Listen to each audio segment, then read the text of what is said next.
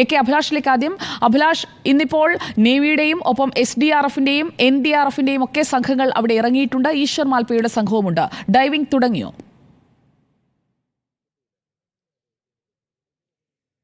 സുജയ, ഈ നാവികസേനയുടെ 2 ഡൈവർമാർ പലവട്ടം പുഴയിലേക്ക് ഇറങ്ങി തെരച്ചിൽ നടത്തിയിരുന്നു. പക്ഷേ ഇപ്പോൾ അവർ വീണ്ടും ഈ ഡിങ്കി ബോട്ടിലേക്ക് കയറിയിരിക്കുകയാണ്. അതോടൊപ്പം തന്നെ ഈശ്വർ മാൽപ്പയ്ക്കൊപ്പമുള്ള മൂന്നംഗങ്ങളും ഇപ്പോൾ പുഴയുടെ തീരത്ത്, അതായത് പുഴയിലേക്ക് ഇറങ്ങി തന്നെ നിൽക്കുന്നുണ്ട്. പക്ഷേ ആഴത്തിലേക്കുള്ള ഒരു പരിശോധനയിലേക്ക് അവർ പോയിട്ടില്ല.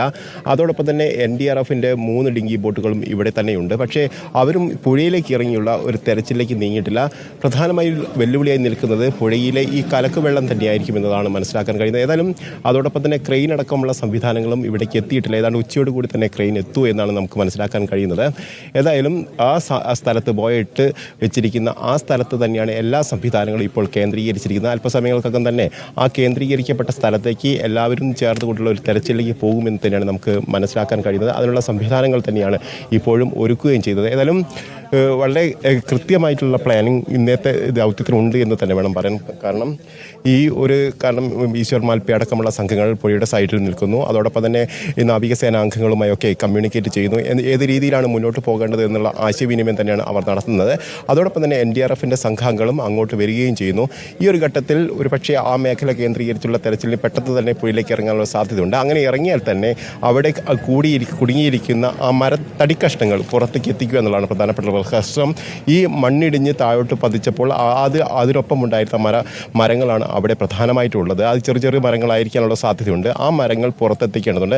അത്തരത്തിലുള്ള മരങ്ങൾ പുറത്തെത്തിക്കണമെങ്കിൽ ക്രെയിൻ സംവിധാനം ഇവിടേക്ക് എത്തിക്കണം. ക്രെയിൻ സംവിധാനം ഉച്ചയോടുകൂടി മാത്രമേ എത്തിക്കാൻ കഴിയൂ എന്നാണ് ഇപ്പോൾ മനാഫ് പറയുന്നത്. നേരത്തെ 11 മണിയോടുകൂടി തന്നെ ക്രെയിനുകൾ എത്തിക്കുമെന്ന് അറിയിച്ചിരുന്നെങ്കിൽ പോലും അതിന് ചില സാങ്കേതിക പ്രശ്നങ്ങളുണ്ട്. അത് പരിഹരിച്ചതിന് ശേഷം മാത്രമേ ഇന്നലെ അഭിലാഷ് കാളി നദിയിൽ നിന്ന് ട്രക്ക് ഉയർത്തുമ്പോൾ അവിടെ ഉണ്ടായിരുന്നല്ലോ. അവിടെ അവർക്ക് ഈ ക്രെയിനുകൾ ഉപയോഗിച്ച് വളരെ ശ്രമകരമായ ഒരു ദൗത്യമായിരുന്നു. രാവിലെ തുടങ്ങിയെങ്കിലും വൈകിട്ടോടുകൂടി 6 മണിയൊക്കെ ആയി ശരിക്കും ആ ട്രക്ക് ഉയർത്തുന്നതിൻ്റെ ഒരു അവസാന ഘട്ടത്തിലേക്ക് എത്തുമ്പോൾ. പിന്നീടും അത് നീണ്ടുപോകുന്നു. എങ്കിലും അവർ അത് പൂർത്തിയാക്കുകയായിരുന്നു. കാരണം ആ ദൗത്യം ഫിനിഷ് ചെയ്താലേ അവർക്ക് ഗംഗാവാലി പുഴയിലേക്ക് എത്താൻ കഴിയൂ. അഭിലാഷ്, നമ്മളിപ്പോൾ മനസ്സിലാക്കുന്നത്, മനാഫിൽ നിന്ന് മനസ്സിലാക്കിയത്, അർജുനയടക്കം പരിചയമുള്ളവരാണ് ഈ ക്രെയിനിൻ്റെ ഓപ്പറേറ്റേഴ്സ് അടക്കമുള്ളവർ.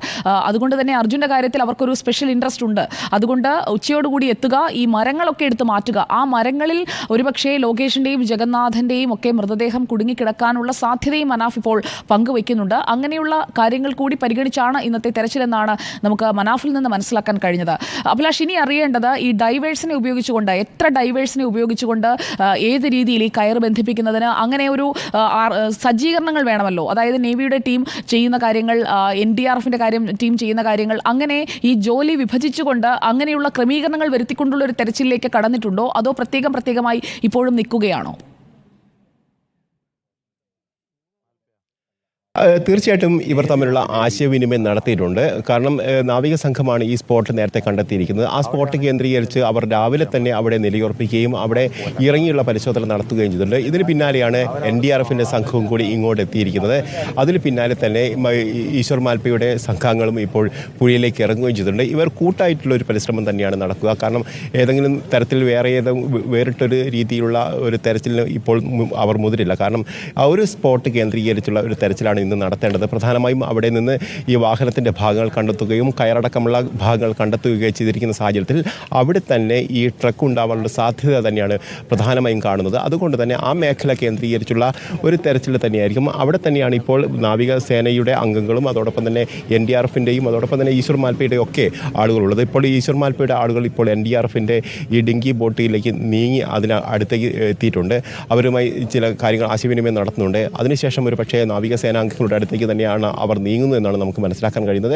ഏതാണ്ട് അല്പസമയങ്ങൾക്കകം തന്നെ ഈ തെരച്ചിലിന് വേണ്ടി പുഴയിലേക്ക് ഡൈവ് ചെയ്യാനുള്ള ഒരുക്കത്തിലാണ് അവർ ഉള്ളത് എന്ന് തന്നെയാണ് നമുക്ക് കരുതേണ്ടത്. ഏതായാലും ചില ആശയവിനിമയങ്ങൾ അവിടെ നടത്തുന്നുണ്ട്. ഒരു പക്ഷേ നേരത്തെ സൂചിപ്പിച്ചതുപോലെ തന്നെ പുഴയിലെ ഈ പ്രതികൂല സാഹചര്യം, അതായത് ഈ കലക്ക് വെള്ളമായിരിക്കും ഒരു വിഷയമായി നിൽക്കുന്നത്. പക്ഷേ അതിനെ അതിജീവിക്കാൻ ആവശ്യമായ ക്രമീകരണങ്ങളൊക്കെ അവർ ഒരുക്കിയിട്ടുണ്ട്. ഹൈ ഇൻറ്റൻസിറ്റിയുള്ള ടോർച്ചുകൾ നാവികസേനയും അതോടൊപ്പം തന്നെ ഈശ്വർ മാൽപ്പയും കൊണ്ടുവന്നിട്ടുണ്ട് എന്നാണ് അറിയാൻ കഴിയുന്നത്. അതോടൊപ്പം തന്നെ ഇത്തരത്തിൽ ചളി നിറഞ്ഞ പരിസ്ഥിതിയിൽ പരിശോധന നടത്താനും അവിടെ ഇത്തരത്തിലുള്ള ദൗത്യം നടത്താനും ഒക്കെ തങ്ങൾക്ക് കഴിവുണ്ട് എന്നുള്ള കാര്യം നേരത്തെ ഈശ്വർ മാൽപ്പെ വ്യക്തമാക്കുകയും ചെയ്തിരുന്നു. അതായത് അവിടെ പോയി സ്പർശിച്ചുകൊണ്ട് തന്നെ ആ കാര്യങ്ങൾ മനസ്സിലാക്കാനുള്ള ശേഷി ഞങ്ങൾക്കുണ്ട്. അത്തരം സാഹചര്യങ്ങളിലൊക്കെ തങ്ങൾ നേരത്തെയും ഇത്തരത്തിലുള്ള തെരച്ചിലുകൾ നടത്തിയിട്ടുണ്ട്. അതുകൊണ്ട് അതൊരു പ്രശ്നമായി വരില്ല എന്നുള്ള കാര്യമാണ് അവർ നേരത്തെ പറഞ്ഞിരിക്കുന്നത്. ഏതായാലും ക്രെയിൻ അടക്കമുള്ള സംവിധാനങ്ങൾ എത്തിച്ചാൽ മാത്രമേ കൂടുതൽ തെരച്ചിലേക്ക് പോകാൻ കഴിയൂ. കാരണം തെരച്ചിൽ നടത്തി ഇത്തരം വാഹനങ്ങൾ ഹൂക്ക് ചെയ്ത് പുറത്തേക്ക് എത്തിക്കുക എന്നുള്ളതാണ് ഇന്നത്തെ ദൗത്യത്തിൻ്റെ ഏറ്റവും പ്രധാനപ്പെട്ട ലക്ഷ്യം. അങ്ങനെ മരങ്ങൾ പുറത്തെത്തിച്ചാൽ മാത്രമേ അവിടെ അടിയിൽ കിടക്കുന്ന ട്രക്ക് കണ്ടെത്താൻ കഴിയൂ. നേരത്തെ നമ്മൾ പറഞ്ഞത് പ്രകാരമാണെങ്കിൽ ഈ ട്രക്ക് വളരെയൊന്നും അടിയിൽ ചളിയിൽ പൂണ്ട നിലയിലാകാനുള്ള സാധ്യതയില്ല. കാരണം ട്രക്കിൽ ചുറ്റി വരിഞ്ഞു നിൽക്കുന്ന ഈ കയർ കഷ്ണങ്ങൾ കണ്ടെത്തിയിരിക്കുന്നു. ഏതാണ്ട് പരമാവധി പോവുകയാണെങ്കിൽ 1 മീറ്റർ എങ്കിലും താഴ്ചയിൽ മാത്രമായിരിക്കും ട്രക്ക് ഉള്ളത് എന്നാണ് നമുക്ക് അനുമാനിക്കാൻ കഴിയുക. ഏതായാലും ഈശ്വർ മാൽപ്പെ നേരത്തെ പറഞ്ഞത് അവരുടെ കയ്യിലുള്ള 5 അടിയോളം നീളമുള്ള ഇരുമ്പ് കമ്പി താഴോട്ട് കുത്തിയിറക്കിയുള്ള ഒരു പരിശോധന നടത്തും. അത്തരത്തിൽ തെരച്ചിൽ നടത്തും. അങ്ങനെയാണെങ്കിൽ ലോറിയുടെ ഭാഗം സാന്നിധ്യം കണ്ടെത്താൻ കഴിഞ്ഞിട്ടുണ്ടെങ്കിൽ അവിടെ മണ്ണ് നീക്കിയുള്ള ഒരു പരിശോധനയിലേക്ക് പോകാം എന്നുള്ള കാര്യമാണ് പറഞ്ഞത്. അതിലുള്ള ശ്രമങ്ങൾ തന്നെയായിരിക്കും. ഏതായാലും നാവികസേനാംഗങ്ങൾ 2 പ്രാവശ്യം ഇപ്പോൾ പുഴയിലേക്ക് ഇറങ്ങിയിട്ടുണ്ട്. അതോടൊപ്പം തന്നെ ഈശ്വർ മാൽപ്പയും അവർക്കൊപ്പമുള്ള സഹ ഡ്രൈവർമാരും പുഴയിൽ തന്നെയാണ് ഉള്ളത്. ഏതായാലും പുഴയിൽ ആഴത്തിൽ ഇറങ്ങിയുള്ള ഒരു പരിശോധനയിലേക്ക് ഇരുവരും പോകുന്നില്ല എന്നുള്ളതാണ്. ഏതായാലും NDRFിൻ്റെ സംഘവും ഇവിടേക്ക് എത്തിയിട്ടുണ്ട്. നാവികസേന അംഗങ്ങൾ അവിടെ തന്നെ നേരത്തെ സ്പോട്ട് ചെയ്തിരിക്കുന്ന ഏതാണ്ട് 1 മണിക്കൂറിലേറെ സമയമായി അവർ ഒരേ സ്ഥലത്ത് തന്നെ സ്പോട്ട് ചെയ്തിരിക്കുന്നു. അവിടെ എന്താണ് ചെയ്യേണ്ടതെന്നുള്ള കാര്യത്തിൽ ഒരു ആശയവിനിമയം അവർ നടത്തുന്നുണ്ട്. പക്ഷേ ഇപ്പോഴും പുഴയിലേക്ക് ഇറങ്ങി വലിയ കൂടുതൽ സമയം ഡൈവ് ചെയ്തിട്ടുള്ള ഒരു തെരച്ചിലേക്ക് അവർ ഇപ്പോഴും പോയിട്ടില്ല എന്നുള്ളത് ശ്രദ്ധേയമായ ഒരു കാര്യമാണ്. സുജയ.